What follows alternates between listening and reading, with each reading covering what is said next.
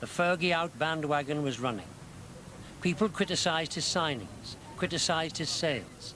They said he was out of his depth. His darkest hour came at Maine Road, the derby match against Manchester City. By the end of it, Ferguson said he felt like a criminal.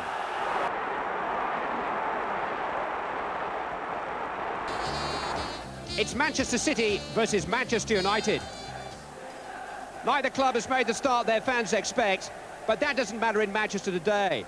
All that does matter is that City and United are squaring up to each other again. Local honour is at the heart of the matter on Derby Day. Fervent feelings, a compelling atmosphere. Frequently in recent seasons, this is the first time they've locked antlers here at Maine Road for 3 years.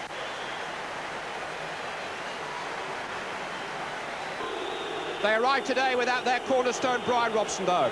One of 3 expensive absentees. City have a key man missing in every department.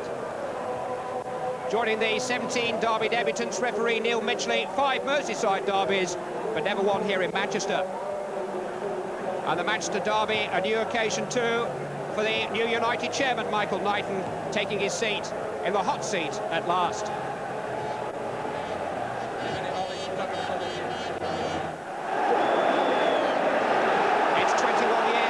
First division title belonged to Manchester when City succeeded United as champions in 1968. The trophy has spent the majority of that time on Merseyside. These 2 clubs desperate to bring it back. There'll be quite a party when one of them succeeds.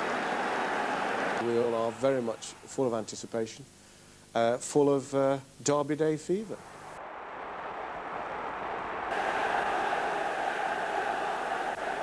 And the game being played against a backdrop of unrest on the terraces. You just can't understand it, can you?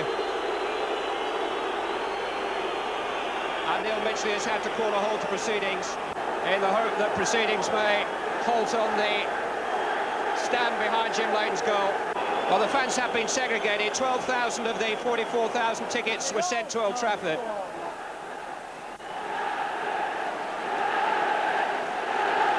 But clearly some of those tickets have found their way into the wrong hands, and the teams are now being called off the field. And what a sad start to the resumption of derby football in Manchester. The players spent 9 minutes off the field as police and club officials endeavoured to usher the United fans who'd bought tickets for the North Stand down to their section at the opposite end of the ground. The 2 chairmen watched in consternation. Michael Knighton, new to the occasion, Peter Swales, dismayed after years of derby watching. The troublemakers were few and strongly dealt with, order was quickly restored, and the stage was cleared for football.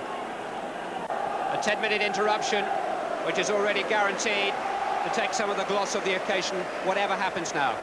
First clear chance of the game.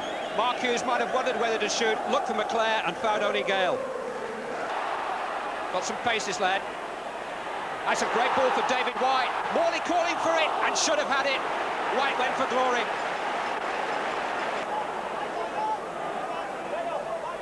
Referees are going to have eyes in the back of the head on Derby Day. That's a great ball from Hinchcliffe. Here's David White again. Pallister at full stretch, missed it. Oldfield 1-0. City in front. David Oldfield. Gary Pallister slipped. Leighton beaten. City jubilant. Gary Pallister should have cut it out.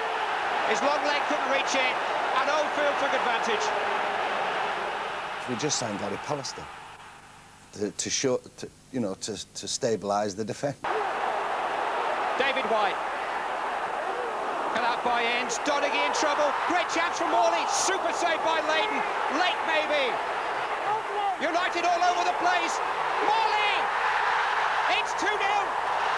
2 goals in as many minutes.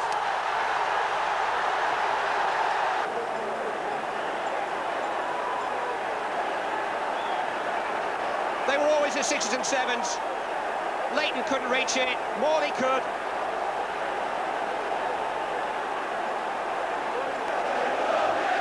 The Manchester City coaching staff have been telling him to be more greedy in front of goal, Trevor Morley. And those City fans are delighted that that was the message, because their 2 front men have scored in the space of 2 minutes, and it looks like it may be their day.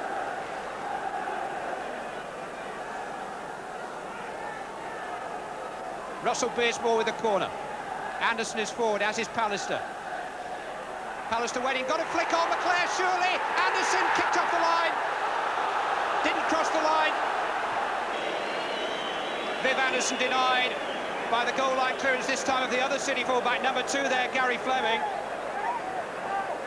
Cooper was brave, Anderson was in, and Fleming hooked it away, didn't cross the line. United has certainly fought back.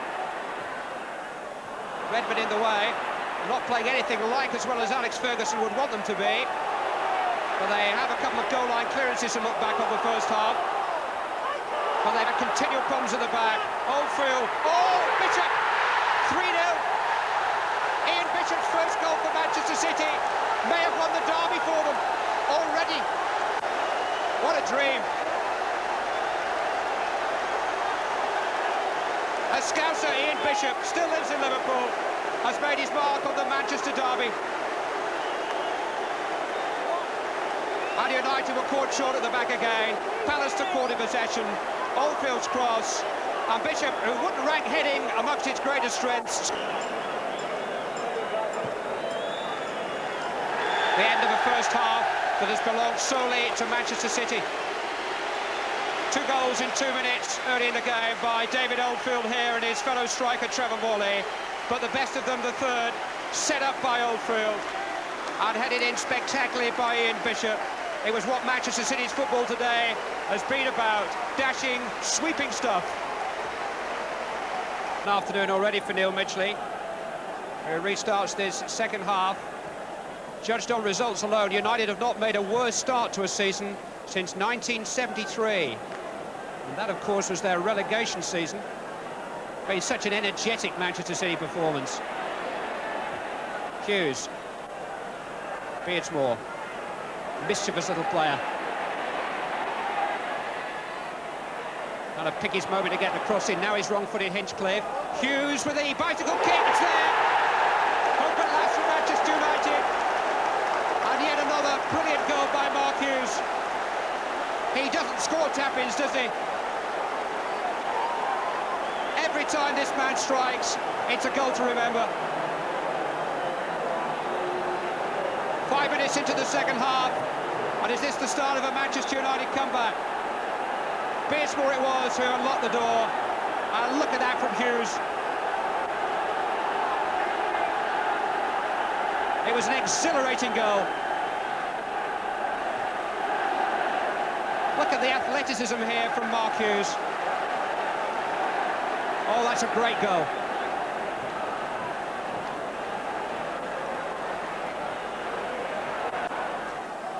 McClare. Danny Wallace. Got past White, went past Fleming as if he wasn't there. Wallace, good save by Paul Cooper. What a run by Wallace. And once he's on course, he's difficult to stop. It was just a moment as when he would shoot. And Cooper had a good view of it. Paul Lake going forward, got a lucky bounce. Great chance for 4. Leighton did well. Lake, Oldfield,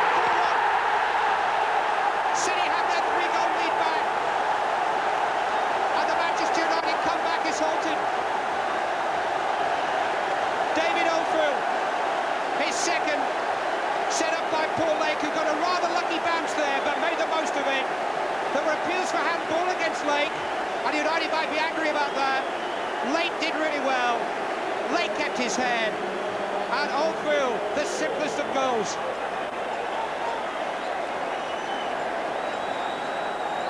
Jim Leighton bravely out, but Lake stayed on his feet, and that was the key. And I could have scored that. But he did. 2 Manchester United substitutes, Lee Sharp and Clayton Blackmore there.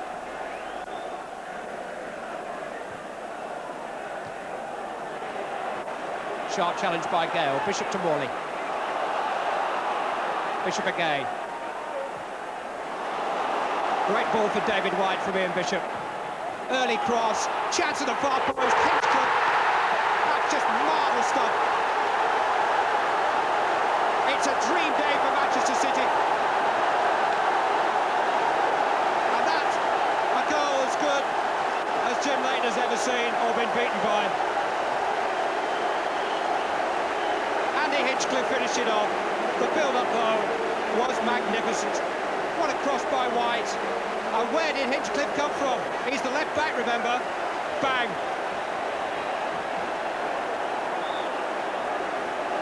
What a great pass by Bishop in the first place. Now, David White could have controlled this and taken his time and had a look at the fullback, but he didn't. And United were caught off balance because he hit it in early. Hinchcliffe, 5-1.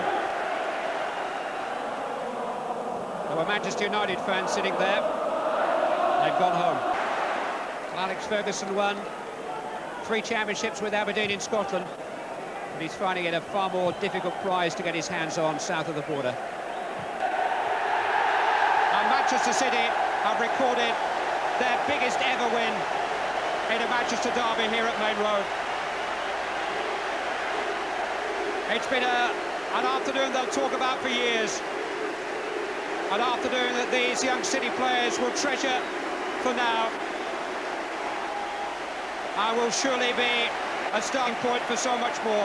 They've made their worst start to a season for 9 years. But all that's been forgotten now. They're off and running with a most dramatic and comprehensive win over the old foe. And the meeting of the Manchester clans has produced one of its most incredible afternoons. Manchester City 5, Manchester United 1.